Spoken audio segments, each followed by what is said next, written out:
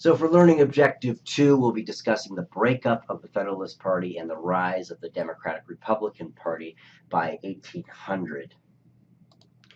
So almost immediately, John Adams' administration gets into trouble. The first is with the so-called XYZ affair. So war is going to break out with the United States and the French, not an official war, but the so-called quasi-war. And so what happened was the French government regarded the Jay Treaty signed by the United States during Washington's administration with the British government an affront. They were offended by this treaty, particularly after the French effort during the American War for Independence.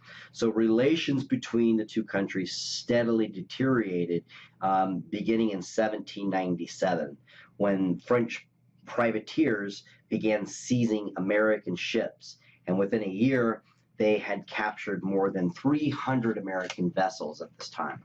So in order to avoid further conflict, Adams sent a three-man commission to negotiate with the French.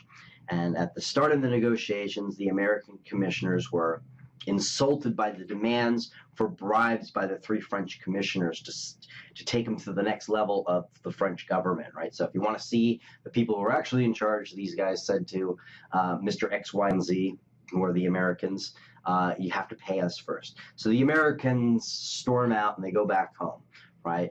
So this diplomatic humiliation suffered by the three commissioners, the American commissioners, set off a domestic political explosion when Adams presented the commissioner's report to Congress.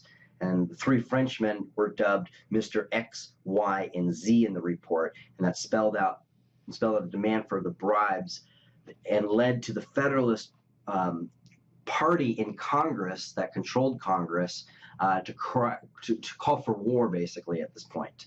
The XYZ affair did lead to an undeclared war, like I said at the beginning, called the Quasi-War from 1798 to 1800, but Adams brought an end to the war against the desires of many of his own party members, basically the ones that supported Hamilton. So Hamilton and Adams now are at odds over this because Hamilton wants war with the French. And basically they created a treaty called the Convention of 1800 to fix this up. He also threatened to resign if his party did not support his efforts. So as a result, the Federalist Party split, and it was beyond repair. This helped make it possible for the Republicans to win the election in 1800. So this was the first big blow to the Adams administration and to the Federalist Party. The next one is going to be the Alien and Sedition Acts. So the next big blow were the Alien and Sedition Acts. The next big blow to the Federalist Party were the Alien and Sedition Acts. And these were a collection of acts created by the Federalist Party in Congress at the time, signed into law by Adams.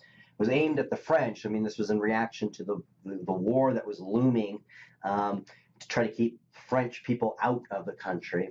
And in doing so, it also had another objective, which was to weaken the Democratic-Republican Party, right? Because French immigrants who gained citizenship tended to vote for the Democratic-Republicans.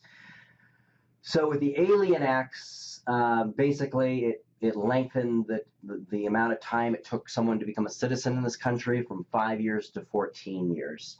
And with the Sedition Acts, basically foreigners could be deported and or jailed, imprisoned if they were critical about the president or the Congress or anything in America, right? And so during this time, about 25 people were arrested, 10 were convicted. What's really significant here is it prompts the Virginia and Kentucky resolutions, which was written by Jefferson and Madison.